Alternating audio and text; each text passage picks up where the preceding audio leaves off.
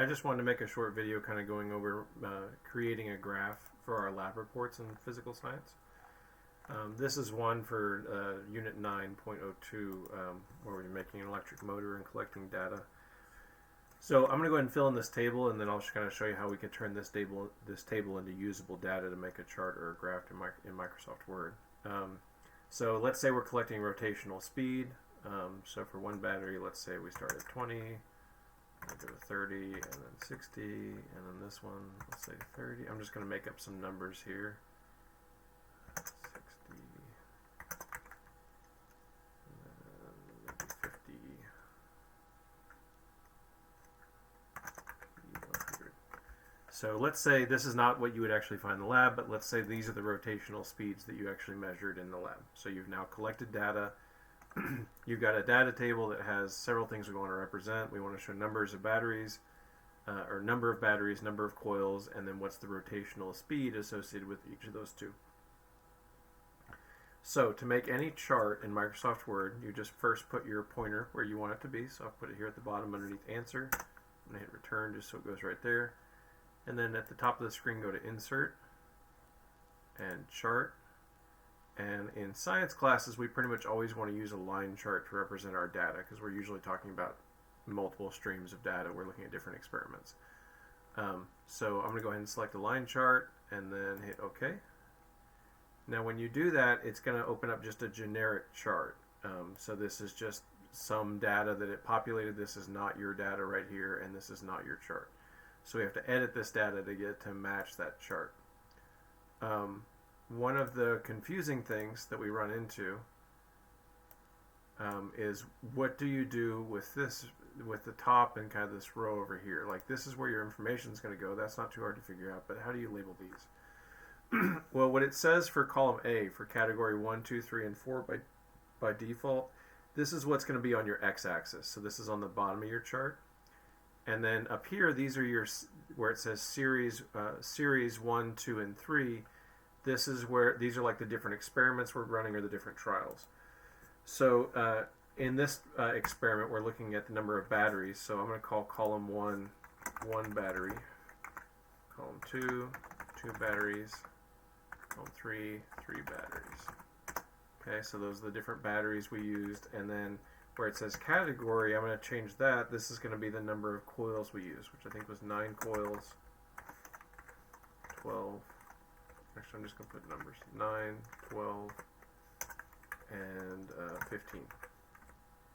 We didn't have a fourth category, so you're just not going to need this last row of numbers. And in fact, we can go ahead and delete all the numbers out of there now because we're going to need to put our own numbers in.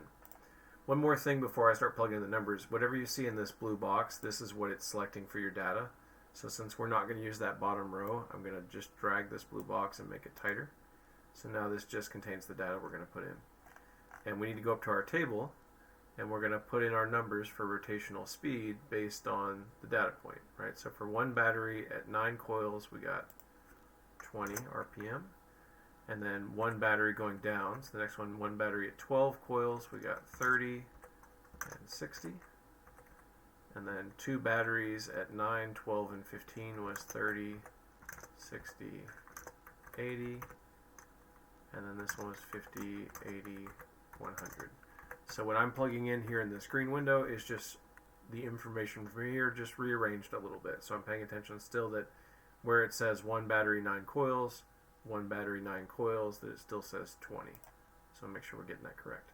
Now as you're updating your green window, it's automatically updating your chart. And so now see it's put in my key. So 1 battery, 2 batteries, and 3 batteries. I've got them color coded for these 3 kind of streams of information. In all my classes, or for all my charts in science, I'm always going to request that you tell me what you label your axes are, or label your axes. And when I say that, I mean put a label that tells me what these numbers are on the bottom and the left. Because right now I see 0 to 120, and I see 9, 12, and 15. But what do those numbers mean? So to do that, you click on the chart, and you go plus axis titles. You're going to select axis titles and add that to the chart. And now it says just axis title here. So I need to rename this.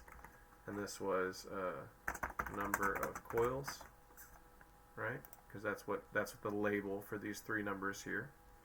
And then this axis title, I'm going to delete everything in there. And this is going to be rotations per minute, or RPM. And then we need to give it a chart title. I usually ask that you just title it something like close to the experiment. You could do like this versus this. I think this one was, we're actually comparing two things. So we could say batteries and coils versus RPM. You can I'm pretty free with how you label the chart. Just label it, don't leave it unlabeled or blank, and it needs to be labeled something related to your experiment. And this is how you would create a chart in Microsoft Word. It doesn't take long. Usually just figuring out how to put your data into the data table portion. This green window here, that's the real struggle. Once you get your data imported there, it automatically kind of formats it, and then you just need to add these labels to your chart. Let me know if you have any questions. Send me an email at pgilmore@okvirtual.org. Thanks.